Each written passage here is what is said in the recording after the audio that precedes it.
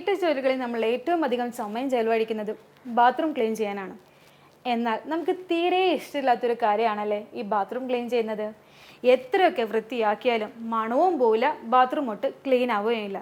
അപ്പം നമ്മൾ സ്വാഭാവികമായിട്ട് എന്താ ചെയ്യുന്നത്? കെമിക്കൽസ് ഉള്ള ഏതെങ്കിലും ഒരു ഫ്ലോർ ക്ലീനർ മേടിക്കും, അല്ലെങ്കിൽ ടോയ്ലറ്റ് ക്ലീനർ മേടിച്ച് നല്ല പോലെ വൃത്തിയാക്കും. പക്ഷേ ഈ ദുർഗന്ധം അത് പോകാൻ നല്ല പാടാണ്.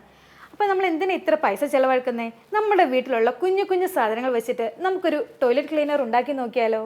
അപ്പോൾ നമുക്കിതിനാവശ്യമായ സാധനങ്ങൾ: നാരങ്ങാനീര്, ബേക്കിംഗ് സോഡ, പിന്നെ മണമുള്ള ഏതെങ്കിലും ഒരു ക്ലീനറും, പിന്നെ കുറച്ച് വെള്ളം. ആദ്യം ചെയ്യേണ്ടത് ഒരു പ്ലാസ്റ്റിക് ബോട്ടിൽ എടുക്കുക.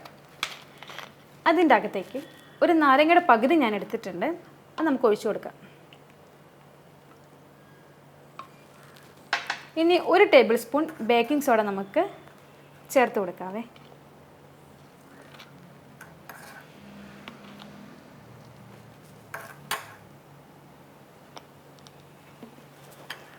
ഓക്കെ, ഇനി ഇതിൻ്റെ അകത്തിട്ട് മണമുള്ള ഏതെങ്കിലും ഒരു ഫ്ലോർ ക്ലീനറും മതി നമുക്ക്, അതും കുറച്ച് ചേർത്ത് കൊടുക്കാം.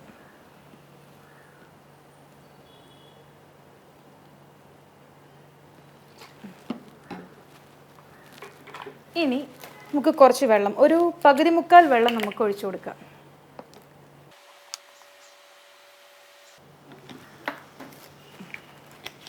ഇനി നമുക്കിത് നല്ല പോലെ ഒന്ന് ഷേക്ക് ചെയ്ത് കൊടുക്കാം. ഇനി എന്താ ചെയ്യേണ്ടതെന്ന് വെച്ച് കഴിഞ്ഞാൽ ഈ ബോട്ടിൽ ഇങ്ങനെ തിരിച്ചിട്ട് ഇതിൻ്റെ ബാക്കിൽ നമുക്കൊരു ഹോൾ ഇട്ട് കൊടുക്കണം. അപ്പോൾ ഇതാ ഞാൻ ബോട്ടിലിൻ്റെ പുറകിൽ ഹോൾ ഇട്ട് കൊടുത്തിട്ടുണ്ട്.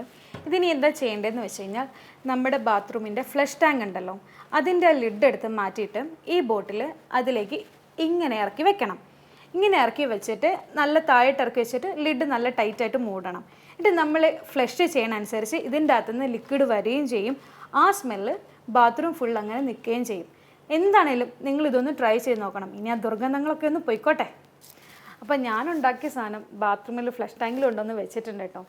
ഇനിയിപ്പോൾ പ്രശ്നം ഫ്ലോറല്ലേ, അത് സിമ്പിളാണ്. വിനാഗിരി അല്ലെങ്കിൽ ആപ്പിൾ സൈഡർ വിനെഗർ കുറച്ച് വെള്ളത്തിൽ നല്ലപോലെ മിക്സ് ചെയ്തിട്ട് ഫ്ലോറിലൊന്ന് തുടച്ചു കൊടുത്താൽ മതി. അപ്പോൾ ഈ ഫ്ലോറിൽ നിന്ന് വന്ന സ്മെല്ലും നമ്മുടെ ക്ലോസറ്റിൽ നിന്ന് വന്ന സ്മെല്ലും എന്താണേലും മാറിക്കിട്ടും. ഇനിയിപ്പോൾ അനാവശ്യമായിട്ട് ഈ കെമിക്കൽസ് ഒന്നും നമ്മൾ യൂസ് ചെയ്യാൻ നിൽക്കണ്ട. ഇതൊക്കെ ഒന്ന് ട്രൈ ചെയ്ത് നോക്കിയാൽ മതി. ഇതുപോലെയുള്ള നല്ല നല്ല ടിപ്പുകൾ നമ്മുടെ ചാനലിലുണ്ട്. അപ്പോൾ എല്ലാവരും ഒന്ന് കാണണം കേട്ടോ. ബൈ.